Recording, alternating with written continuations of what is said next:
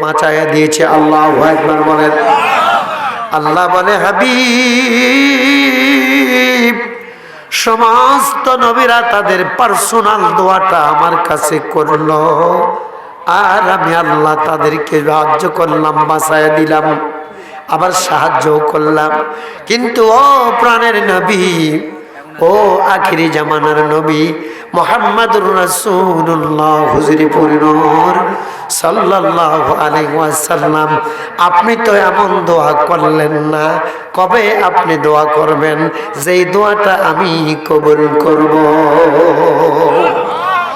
আমার নবী সঙ্গে সঙ্গে বললেন, মাবুদ, আমার গুনাহগার উম্মতেরা যেই দিন বিপদে পড়ে যাবে, যেই দিন বাঁচার জন্য কোনো উপায় থাকবে না, যেই দিন তাদের বাঁচার কোনো পথ থাকবে না, ওই দিন আমার কাছে যেই দোয়া করবে, অর্থাৎ যখন বলবে আমার গুনাহগার উম্মতকে আল্লাহ তুমি মাফ করো, আমি আল্লাহর হাবিব, আমি নবী ওই দিন আল্লাহ তোমার কাছে আমার গুনাহগার উম্মতের মুক্তির জন্য দোয়া করব।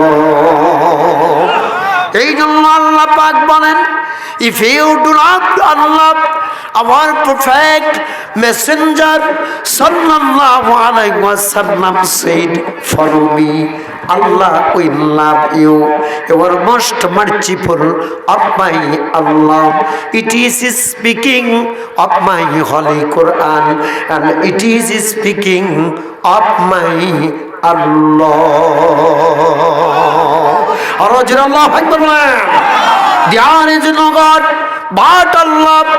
যদি তোমাদের মধ্যে কোনো মানুষ সাক্ষ্য দেয় আল্লাহ ছাড়া কোনো মাবুদ নেই, মুহাম্মদ সাল্লাল্লাহু আলাইহি সাল্লাম আল্লাহর প্রেরিত নবী, এই কথা যদি কোনো মানুষ সাক্ষ্য দেয়, আল্লাহ পাকের হাবিব বলেন ওই মানুষের জন্য জাহান্নামের আগুন আমার আল্লাহ হারাম করে দেবে। তাহলে জাহান্নামের আগুন হারাম করার জন্য পানির কাম বাজে নাই, সুইজের হিটারি সুইজের কাম বাজে নাই। আল্লাহ যদি বলে হারাম, নবী যদি বলে হারাম, তাহলে হারাম হয়ে যাবে। কারণ নবীকে মানা মানে কাকে মানা? আমার আল্লাহ কুরআনুল কারীমের মাধ্যমে মাইতির রাসূল ফাকাদ আতা আল্লাহ।